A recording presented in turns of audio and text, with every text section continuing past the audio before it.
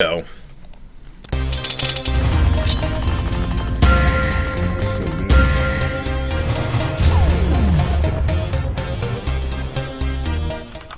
Alright, so down here at the 6 o'clock position on Metalopolis, we have our red Zerg player, that is QuanticIM Horror. His opponent over at the 12 o'clock position is none other than Mousesports. Mousesports is our green Protoss. He has already taken one game, and that was against Yoda. So we're going to see what he can do here against a Zerg player cross positions on Metalopolis. Alright, so here we are, ladies and gentlemen. Taylor is so eloquent right now, looking over at him, best expression on his face ever. I'm happy. Oh, God, I can tell. I got my pizza. All right, so been waiting for this all night. Pylon being thrown up at the front. Man actually ran his probe all the way down to the low ground. Looks like he was contemplating for 2 seconds there that he was going to do a Forge FE, plant that pylon here, but decides against it. Yeah, as I've noticed, he has actually been favoring the gateway expanse now of the Sentry variety. Yeah, absolutely. I mean, any sort of a multi-gate expansion is going to be a lot safer than, say, you know, a 1-gate FE or, yeah, a 1-gate Sentry FE is a lot more risky than a 3-gate opener. It just gives you the potential to get out those extra units. You can deal with any kind of early Roachling aggression or Roachling all-in, and it just gives you a fallback plan. If you expand down ramp right off the bat, and, you know, we've seen a lot of players run into trouble where they're just so bullheaded about getting that expansion down that players like Leenock will just Ling Roach all in you all day. Yeah. And that's not a bad play out of Leenock's part. Not that's at all. Not because he's not good enough to defeat.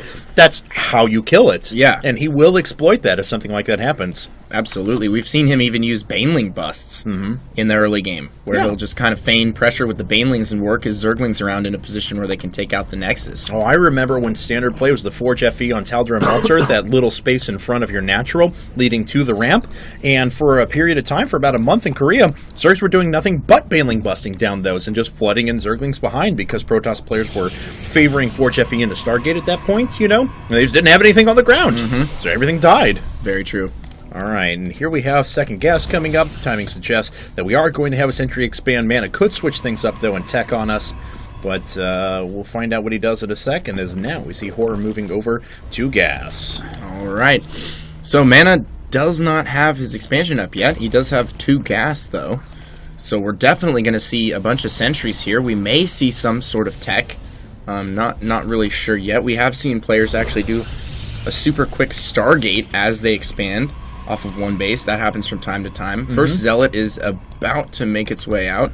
Yes, it is. And Cybernetics Corps is, of course, finished and researching Warp Gate, and a Stalker actually going to follow that. So it looks like this will be the Zealot Stalker Sentry variety. Unless, once again, he wants to switch it up on us and bury tech down here, which is possible.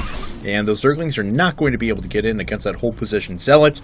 And I see because of the positioning means that if this pylon right here is the closest possible powering building structure without proxying something to your opponent on this map, and that would be the shortest fly distance for Stargate. Indeed. Now, he's saving up quite a bit of gas here. Looks like second gate is going to go down. And then running down here, third gate is going to go down. Just kind of interesting positioning. Yeah, well, you know, the thing about scattering your gateways like that is that as you see the Overlord coming in, he'll get a beat on maybe 1, maybe 2 of the gateways, but it's very difficult for a Zerg player to get a count on all of your gateways if they're just scattered around your base like they were blown out of a shotgun. Yeah, absolutely. And looks like the Zerglings trying to make their way out, realizes that there's no Stalker around. They're going to start doing some damage there. And, just wait for the Sentry. Don't do that. Just wait for the Sentry. And Mana is going to pop that Sentry out here in just a second. That'll be brought in to deal with those pesky Lings. The Spine Crawler not quite done yet, so these Stalkers could actually walk in and pick off a couple of units. At the very least, though, they're forcing a lot of Lings out of Horror. Yeah, they certainly are. Alright, so looks like those Lings are going to back up into the natural once again. Mana has plenty of resources for a 3-gate expand, and it looks like that is exactly what's going to happen. I've seen some players, though, that wait because they have the 3 gates already, and the fact that, obviously the gateway build times, not the warp gate build times, but the gateway build of times were buffed quite a while ago, that they'll just produce an extra round of units before Warp Gate comes up. Yeah, absolutely. And I think Mana's relatively safe here. He has his Nexus going up. He's producing off of the 3 gates. He's getting his Sentry count up as well. We do have a Roach Horn coming down for Horror here, but everything so far just standard as could be from both of these players. Yeah, definitely. And Horror will sneak back and forth, do a tiny bit of damage, and then back away for the second as he waits for these 8 roaches to come out now. So he is committing, and we'll see if he follows this up with a flood of lings, or what he does. Stargate is coming up right now for Mana. God. He needs to get that first lings. Void Ray out immediately here if he wants to hold this off. He also needs to get a beat on this somehow, whether it be a probe or a stalker or something. I mean, those lings are just preventing him from really getting any scouting information done. And now he's going to all in. 26 Zerglings coming. This is it. Horror is banking everything on this eventual push here, but you know, with the 3-gate expand and the amount of sentries that he has and the first Void Ray coming out. Yeah, this is 350 resources that isn't able to be used quite yet. Yeah, well, I mean, if it gets out before and it charges up, it can really do some work on those roaches while the force fields are preventing it from getting in here. Mana needs to wake up. All of these units are at his front door. He just sort of realized, like, oh, crap, they're all at my front door right now. I need to drop these force fields. He gets up some good ones right off the bat, but he's losing all the sentries. They are going down. The Void Ray's out. Can it get charged up? It's actually working on lings right now. Yeah. And I think that is going to be game. All of the sentries have fallen. There's not too much sitting on here for Mana anymore. He's forced to run all of his probes inside. We do have Lair Tech coming up, so we'll be able to make a token amount of Hydralisk or something along those lines to come back. And looks like with the vision of the high ground, he'll sit there with his roaches and start powering his way through the structure. And there's really not much that Mana can do about that. No, there's not. The Void Ray has finally charged up, and it's starting to work down those roaches with a quickness. He should have been doing this all along. He actually canceled the gateway there, lets one of the roaches in. And looks like, oh wow, actually gets away that sentry just in time, but he loses his Nexus in the process. And now Horror is just going to drone up behind this. There's the Hydralisk Den. There's Glial Reconstitution coming up, so he is going to remain plenty safe against any sort of a follow-up, really, whether it be Gateway or whether it be Stargate. Yeah, Mana still ahead on supply, though, but that was a crushing blow to him. But, and that is a big, fat, hairy butt. You are correct. Yeah. As, really, how many workers is he at? 38 to 29 at the moment. But, because of the tech that's in place for Horror, he can just sit back, make a handful of Hydras, defend with the links that he already has on the fields, and he's doing just fine. Yeah, I mean, his subsequent push, the follow-up push here, if Mana at some point, which he will have to, decides to move down ramp and reestablish his position on the low ground, then you just come with the Hydra Roach push. And now that he's committed to basically Sentry Zealot here. Yes. Oh, wow. Oh, and he gets in there once again, starting to work down some sentries and zealots, forcing so many force fields out at the moment.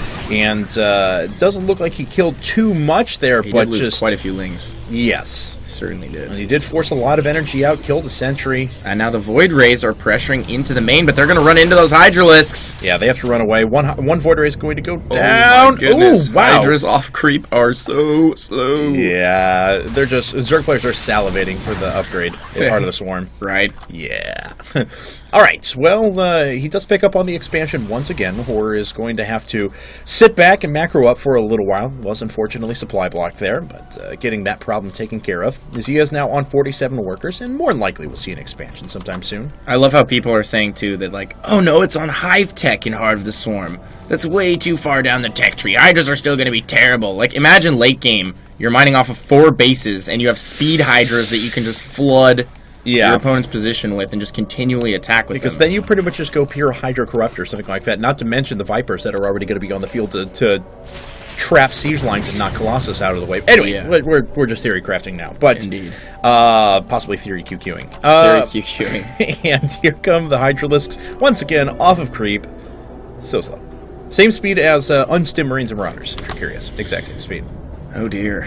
Alright, here come the Void Rays, though. This Void Ray has certainly paid for itself. Number of kills, 18 as a matter of fact. The other one has 6. But that is a large group of Hydras pushing their way up at the moment. Yes, it is. And it's going to be very difficult for Mana to hold this off.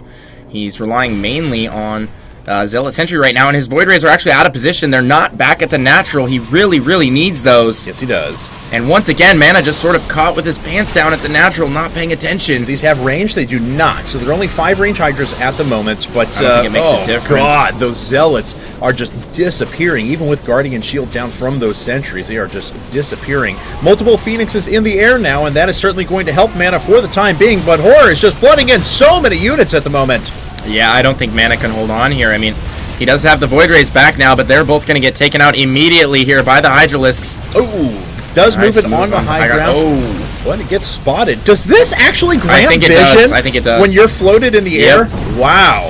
I think it does. All That's right. attention to detail right there. There, yeah, definitely. Going back and focusing down that Void Ray once he has vision from the lifted. And there it is, GG! Mana has left. Horror is taking game number 3 now for, or the third win for QIM. They are up 3-1 now, moving in to game number 5. 是上将。